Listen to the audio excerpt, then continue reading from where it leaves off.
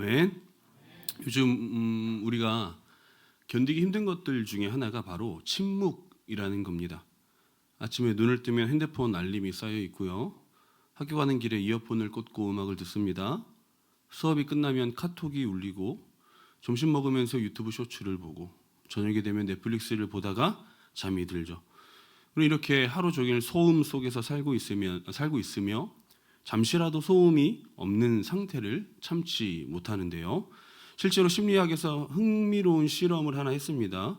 사람들을 아무것도 없는 방에 15분 동안 혼자 있게 했어요. 스마트폰도 없고 책도 없고 오직 자기 생각만 마주하게 했어요. 대신 방 안에는 누르면 불쾌한 전기 충격이 오는 버튼을 하나 두었습니다.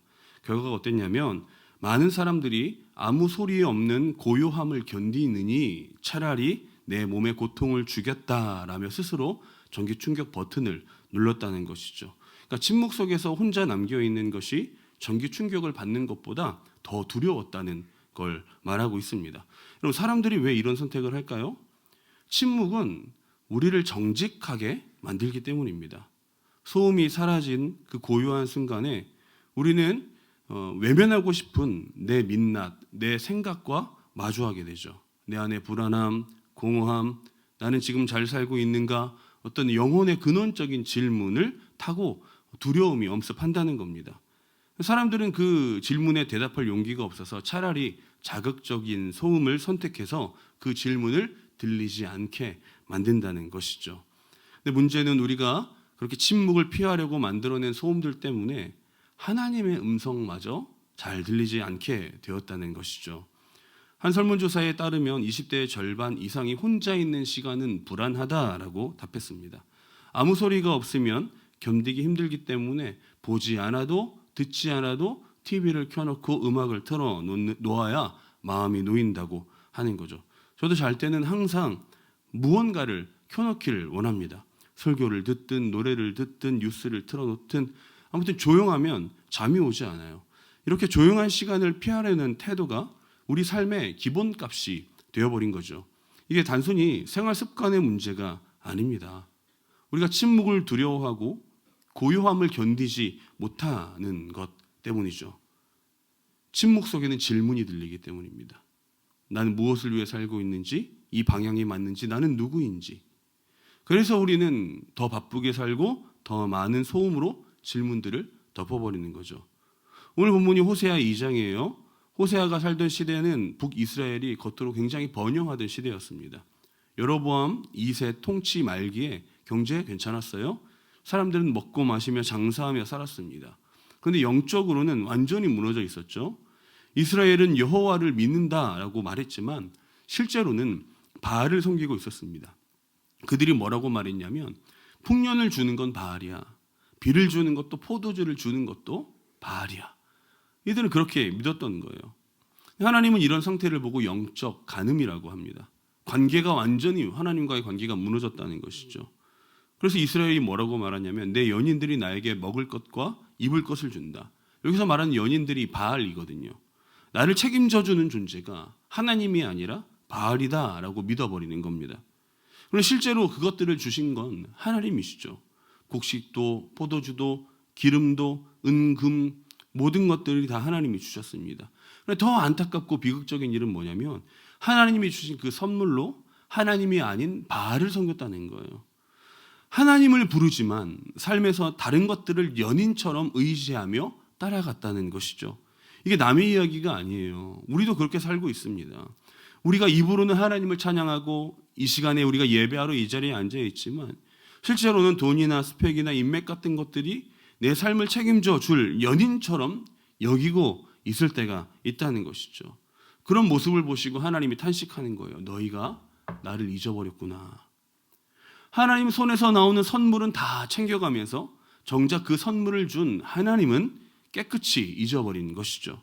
그래서 하나님이 이스라엘 백성들에게 심판을 말합니다. 주신 것을 거두어 가겠다라고 하십니다. 포도나무와 무화과 나무를 황폐하게 하시겠다라고 이야기합니다. 그런데 이게 끝이 아니죠. 14절에 갑자기 하나님의 심판이 방향을 바꾸게 되는데 우리 14절 한번 읽어볼까요? 다 같이 시작. 그러므로 보라, 내가 그를 타일러 거친 들로 데리고 가서 말로 위로. 하나님은 그러므로 버리겠다라고 말씀하지 않으셨어요. 그러므로 심판하겠다고 말씀하시지도 않으셨습니다. 오히려 그러므로 내가 그를 꾀어서 그러니까 설득하고 유혹한다는 말이거든요. 이스라엘이 바알의 유혹에 넘어갔지만 하나님은 더 큰 유혹, 더 큰 사랑으로 다시 이스라엘을 설득하겠노라 이야기하시는 거예요. 우리가 하나님을 떠난 것이 사실이고 다른 것들을 붙잡고 살아갔던 것도 사실이지만 하나님은 그런 우리를 포기하지 않으셨다고요. 다시 데려오려고 하시고 다시 말씀하려고 하시고 우리를 다시 사랑하신다 말씀하시는 거예요. 이것이 바로 복음 아니겠습니까? 그래서 하나님은 우리를 광야로 이끌어 가시는 거예요. 아무것도 없는 곳으로, 더 이상 바알도 없고 소음도 없는 곳으로 데려가십니다. 왜냐하면 하나님이 우리에게 말씀하시기 위해서는 침묵이 필요하기 때문이죠. 고요함이 필요하기 때문입니다. 왜요? 일상의 소음에서는 하나님의 말씀이 들리지 않기 때문이죠. 그래서 여러분들 우리 삶에 찾아오는 어떠한 멈춤들은 실패가 아니라 하나님이 우리를 부르시는 신호일 수 있습니다. 더 바쁘게 살려고 해도 내 상황이나 마음이 따라주지 않고 소음을 아무리 크게 틀어놔도 내 마음의 공허함이 사라지지 않은 그 순간들이죠. 우리는 그 순간들이 내 인생에 문제가 있는 것이 아닌가라고 생각할지 모르겠지만 성경은 바로 그 시간을 광야라고 부른다는 것입니다. 하나님은 우리를 벌하기 위해서 광야로 인도하시는 것이 아니라 다시 말씀하시기 위해서 우리를 그곳으로 인도하시는 하나님이시라는 거죠. 그래서 여러분 우리가 생각해 볼 것이 하나 있는데 하나님은 왜 우리를 그냥 이렇게 두지 않으시고 왜 굳이 광야로 인도해 가시는 걸까요? 14절 이렇게 시작이 됩니다. 읽어볼까요? 시작.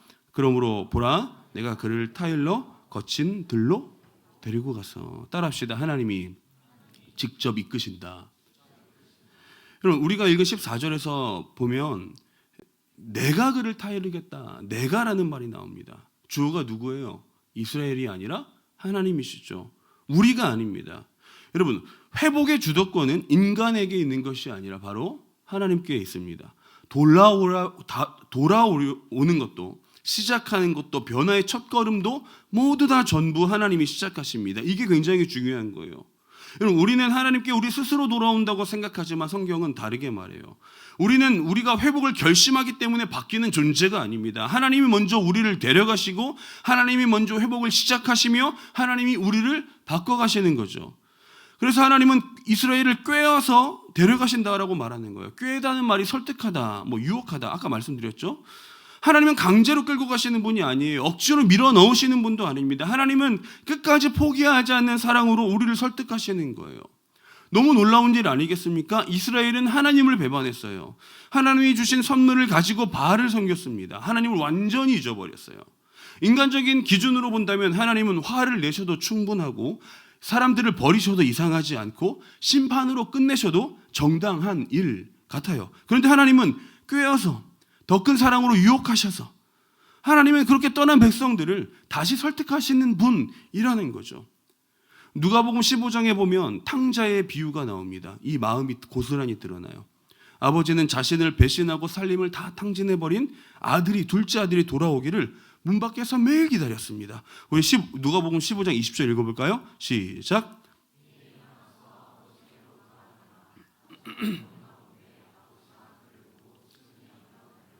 목을 안고 입을. 아들은 배가 고파 비로소 아버지를 떠올리게 됩니다. 하지만 정작 그 아들을 회복시킨 건 둘째 아들이 재산을 가지고 나가는 그 순간부터 동구 밖에 앉아 둘째 아들이 돌아오기만을 기다렸던 아버지의 기다림과 사랑이죠. 아들이 처음부터 아버지를 떠나려 했던 이유는 분명합니다. 아버지 곁보다 더 자유로운 행복한 삶이 집 밖에 있을 것이라고 생각했기 때문이죠. 타국에서의 화려한 삶이 자신을 만족시켜 줄 거라고 말했어요. 만족을 줄 거라고 생각했어요. 이스라엘이 하나님을 떠난 것도 마찬가지죠. 이스라엘은 바알을 연인으로 여기며 그를 따르겠다고 선택했습니다. 바알은 이스라엘에게 이것이 너에게 더 큰 행복을 줄 거야, 이것이 널 더 만족시켜 줄 거야, 이것이 너를 더 풍요롭게 해줄 거야 라고 속삭였습니다.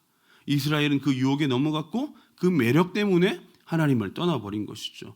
우리도 이렇게 수많은 유혹을 따라 끌려 살아가게 됩니다. 성공이 우리를 행복하게 해줄 것이라고 믿었었고, 인정이 우리를 가치 있게 만드는 것이라고 생각했으며, 재미와 쾌락이 우리를 채워줄 것이라고 생각했습니다. 그래서 우리는 그것들을 따라 살아갔죠. 그러나 결과가 어때요? 채워지지 않았고 만족하지 못했고 오히려 더 공허해질 뿐이라는 겁니다. 그럼에도 불구하고 하나님은 그런 우리를 포기하지 않으셨어요. 바알의 속삭임보다, 바알의 유혹보다, 바알의 매력보다 더 큰 사랑으로 우리를 다시 설득해 주시는 거예요. 하나님은 우리에게 더 큰 진짜 행복이 어디에 있는지, 진짜 만족이 무엇인지, 진짜 체험이 무엇인지를 다시 보여주시려고 하시는 거예요. 그래서 하나님은 지금도 내가 너희를 꾀어서 라고 말씀하시며 우리를 역으로 유혹하시는 거죠. 더 깊은 사랑으로, 더 진실한 만족으로, 더 단단한 평안으로 우리를 다시 설득하시는 거예요. 왜요? 참된 생명은 하나님께 있기 때문입니다. 그래서 하나님은 우리를 광야로 데려가시는 거예요. 아무것도 없어요.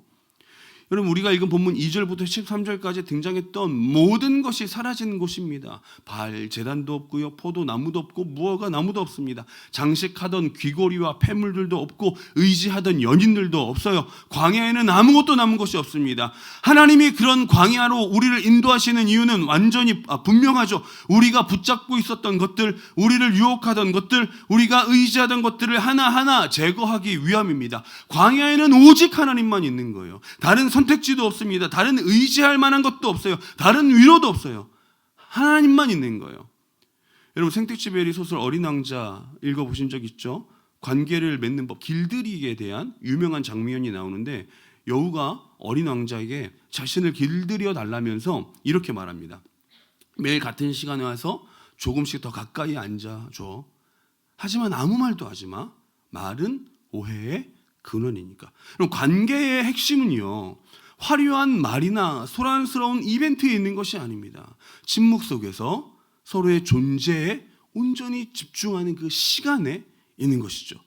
하나님이 우리를 적막한 광야로, 아무것도 없는 광야로 인도하시는 것도 이것과 똑같아요.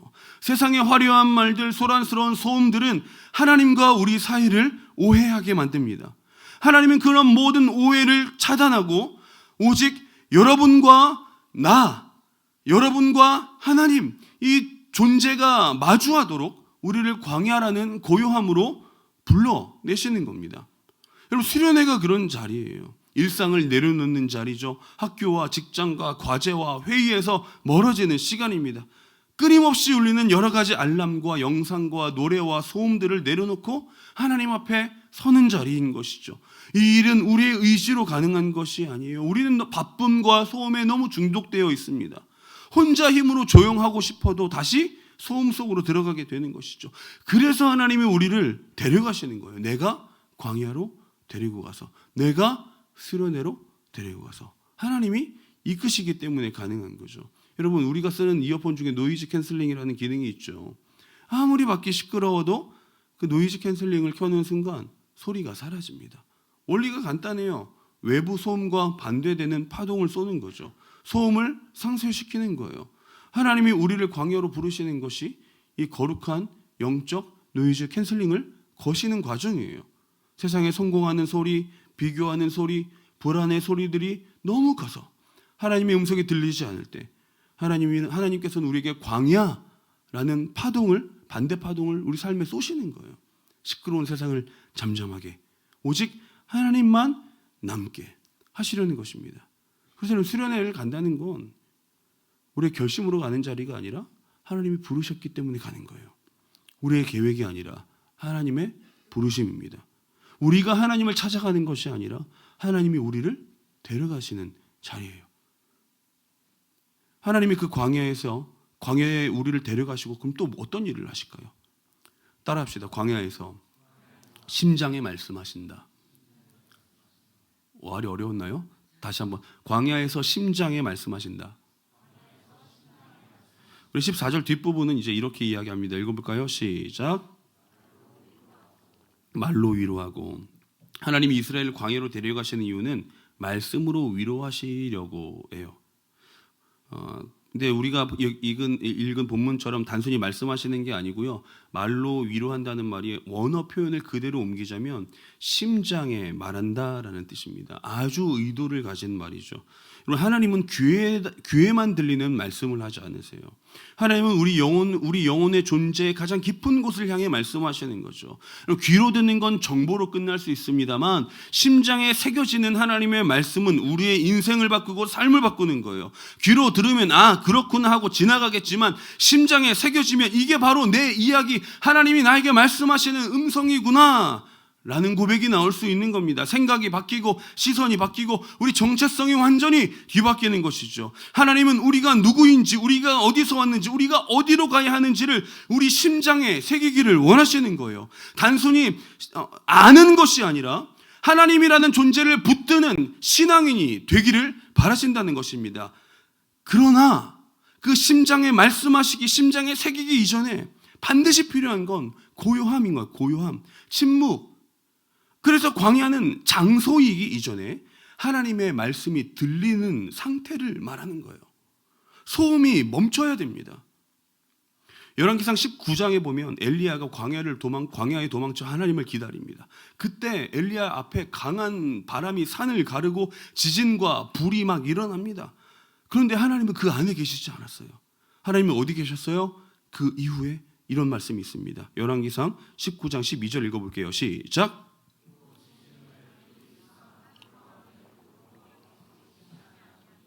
불 후에 세미한 소리가 있는지라.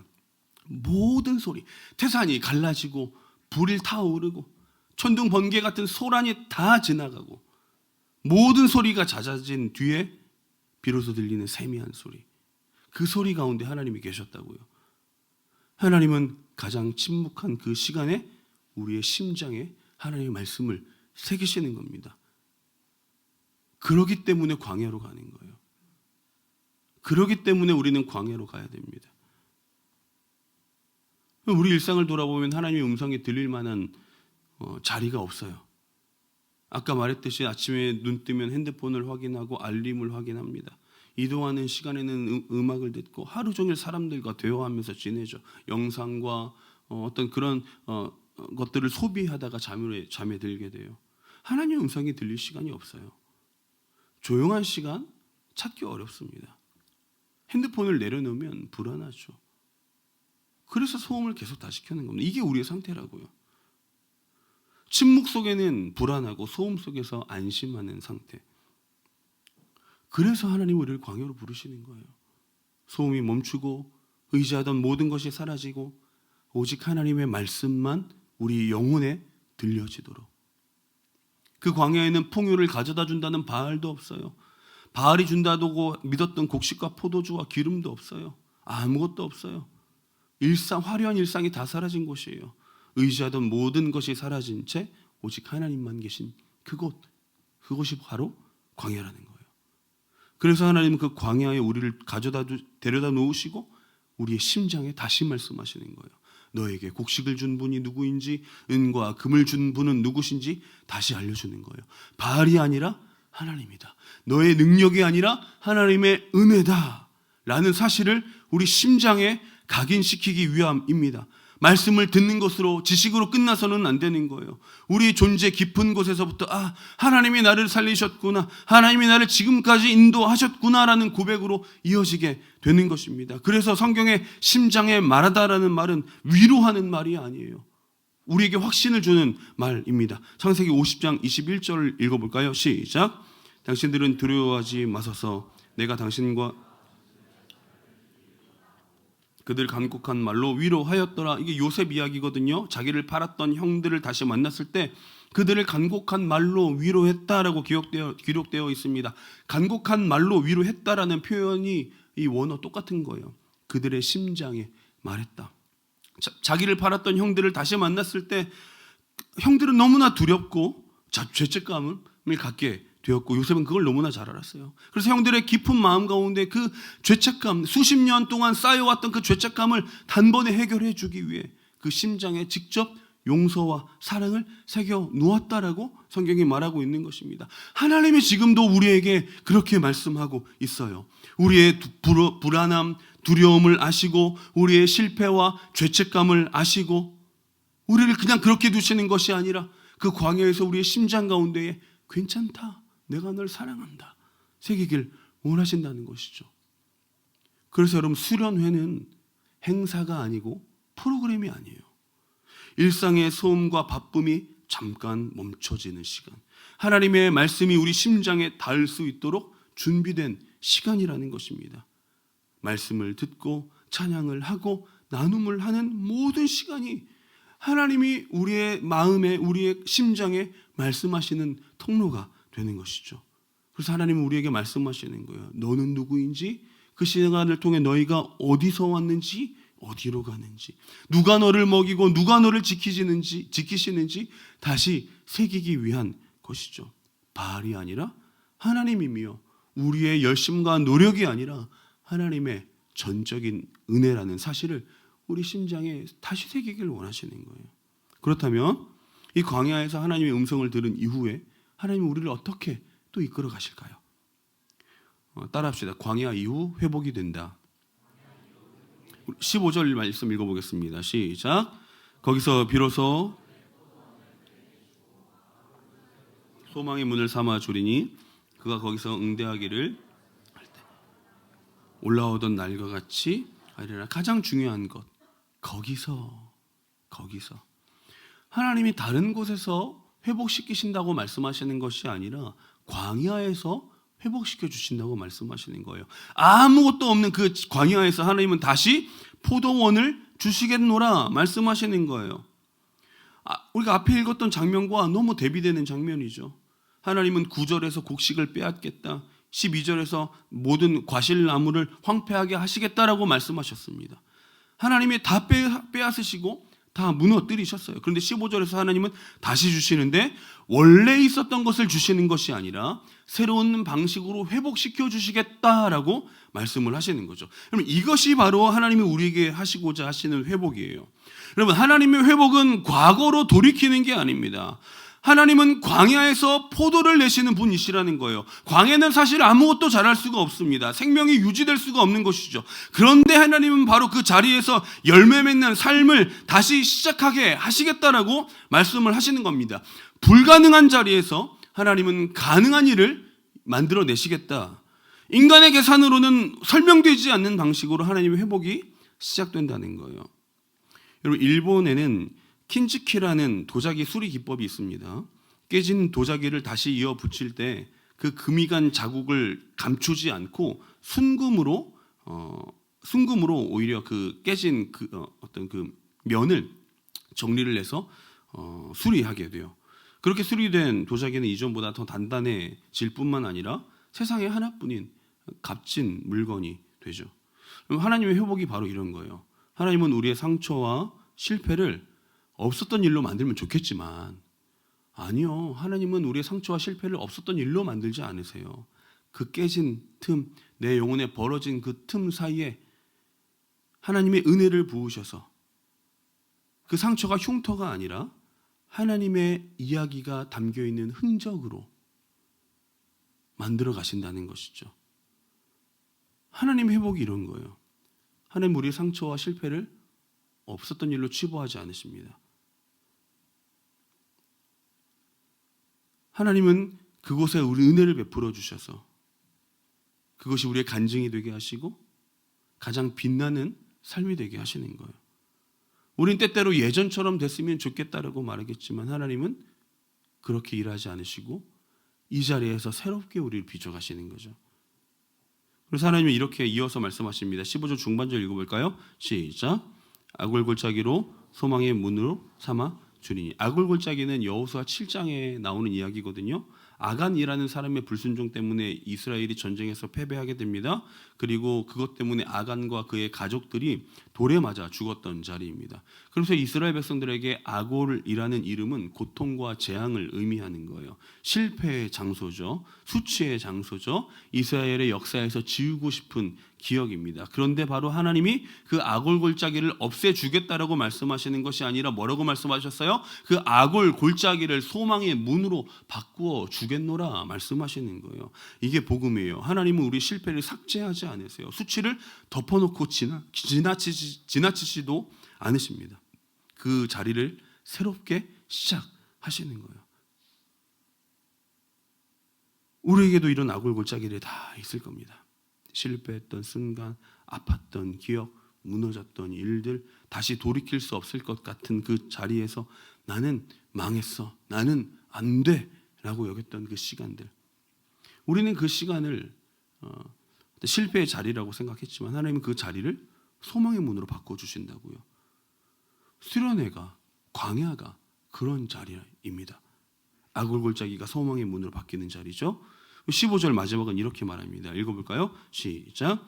그가 거기서 응대하기를 어렸을 때와 애굽 땅에서 올라오던 날과 같이 하리라. 응대하다라는 말이요, 다시 노래한다는 뜻이거든요. 다시 대답한다는 뜻이에요. 다시 처음 사랑으로 돌아간다는 뜻이죠. 출애굽 직후에 이스라엘이 홍해를 건너고 나서 모세가 그렇게 기뻐하며 하나님을 찬양했던 그때처럼 다시 내가 반응하겠다라는 거예요. 여러분, 요한복음 21장에 보면 베드로가 예수님을 부인하죠. 그리고 그 실패한 베드로를 회복시키는 장면이 나오거든요. 베드로가 주님을 3번 부인했던 그날 밤 그의 앞에는 숯불이 타오르고 있었어요. 그 불 앞에서 예수님을 부인했거든요. 그런데 그래서 그 이후에 숯불을 보면 베드로는 예수님을 부인한 생각밖에 들지 않는 거예요. 베드로에게 숯불은 수치와 실패의 상징입니다. 그런데 부활하신 주님이 디베라 바닷가에서 베드로를 어떻게 기다리고 계셨는지 기억하세요? 숯불을 피워놓고 베드로를 기다리세요.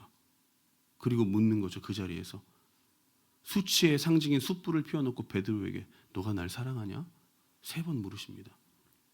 가장 아픈 기억, 가장 수치스러운 그 상황을 가져다 놓고 하나님이 그 숯불을 뒤엎으시는 것이 아니라 그 숯불이 실패의 기억이 아니라 다시 가장 깊은 사랑의 고백이 되게 하나님은 베드로를 회복시켜 주시는 거죠. 하나님도 이스라엘을, 하나님은 우리를 그렇게 회복시키는 거예요. 실패의 자리, 그것을 기억해서 지우는 것이 아니라 그 자리에서 다시 일어나게 하시는 것. 우리는 종종 처음 믿었을 때의 감격이 사라졌다라고 말할 때가 있습니다. 마음이 무뎌졌고 신앙이 식었다라고 말합니다. 그래서 이 광야가 필요한 거예요. 우리를 하나님께서는 그 광야로 데려가셔서 우리 심장에 말씀을 새겨 넣으시고 다시 응답하게, 다시 노래하게 하시고 다시 고백하게 하시는 거예요. 저는 이번 수련회에 그런 일이 일어나게 될 줄 믿습니다. 여러분들의 인생에 있었던 그 악골 골짜기가 수련회 가운데의 회복의 소망의 문이 될 것이고, 여러분들에게 가장 부끄러웠던 죄의 실패의 자리가 새로운 출발점이 되어 예수를 더 닮아가게 될 줄 믿습니다. 수련회 이후에 우리가 다시 일상으로 돌아가겠지만 이전과 다른 삶이 될 것이라고 저는 확신합니다. 광야에서 하나님의 음성을 들었고 그 음성이 우리 심장에 새겨졌고 악골 골짜기가 소망의 문이 되기 때문인 것이죠. 그래서 본문은 우리가 여기까지 읽었지만 본문 16절에서 23절까지 하나님은 이스라엘에게 새 이름을 주시고 새 언약을 맺으시며 영원한 사랑으로 너와 함께 하겠다라고 약속하세요. 그 모든 회복의 출발점 어디예요? 그러므로 내가 꿰어서 광야로 데려가겠다 말씀하시는 하나님의 열심 때문입니다. 그럼 모든 회복은 광야에서 시작이 돼요. 그리고 이 우리의 수련회, 우리 공동체의 예배가 그 광야가 되기를 바랍니다. 말씀을 마치겠습니다. 여러분, 우리는 소음 뒤에 숨어서 하나님의 음성을 계속 외면해 왔어요. 그런데 우리는 그런 우리의 연약함을 인정해야 돼요. 고요함, 침묵이 두려워서 쉼없이 내 안에 무언가를 계속 채워왔던, 그래서 내 내면에 진짜 우리가 고민하고 하나님 앞에서 씨름해야 될 그 내면의 질문을 다 덮어버렸어요. 그렇기 때문에 결국 우리는 우리를 잊어버리고 하나님을 잊어버리게 되었습니다. 그래서 우리는 광야로 가기를 다시 결단해야 돼요. 잊지 마십시오. 하나님은 우리를 단 한 번도 버리지 않았어요. 하나님은 우리에게 심판하겠노라 말씀하지 않으시고 내가 그를 꿰어 광야로 데려가겠다 말씀하십니다. 죽음보다 더 큰 사랑으로 우리를 다시 설득하시는 거죠. 그래서 하나님은 우리를 소음이 멈춘 자리, 하나님만 남는 자리로 데려가시는 거예요. 그리고 그곳에서 우리의 심장에 말씀을 새겨주실 겁니다. 귀에 들린 말은 잊어버려질 수 있겠지만 여러분 마음에 새겨진 것은 절대 잊혀지지 않아요. 하나님은 이번 수련회라는 광야에서 여러분이 누구의 것인지, 누가 여러분들을 여기까지 살게 하셨는지 여러분들의 영혼에 새겨주실 줄 믿습니다. 우리 15절 하나님의 약속 다시 한번 읽어볼까요? 시작. 거기서 비로소 그의 포도원을 그에게 주고 아굴 골짜기로 소망의 문을 삼아 주리니 어렸을 때와 애굽 땅에서 올라오던 날과 같이 하리라.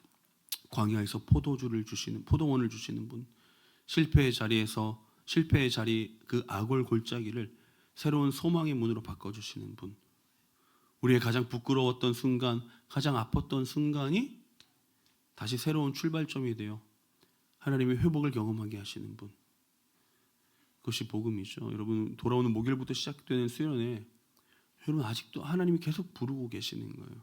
쉬러 가는 자리 아니고요. 소음 밖으로 침묵으로 데려가시는 하나님의 초대입니다. 그럼 여러분들 아직 결단하지 못하신 분들, 아직 다짐하지 못하신 분들 용기를 내시고 결정하시고 다짐해 주십시오. 해도 되고 안 해도 되는 어떤 그런 옵션이 아니에요. 여러분들을 살리고자 회복시키고자 하시는 하나님의 거룩한 초대라는 걸 잊지 마십시오. 혼자 오지 마세요. 옆에 있는 사람 쳐다보세요. 보세요. 나보지 말고 물어봐요. 너 수련회 가냐? 왜 저를 붙여도 전 가요. 저한테 물어볼 필요 없어요. 옆에 있는 사람에게 물어보라고. 안 가면 같이 가자.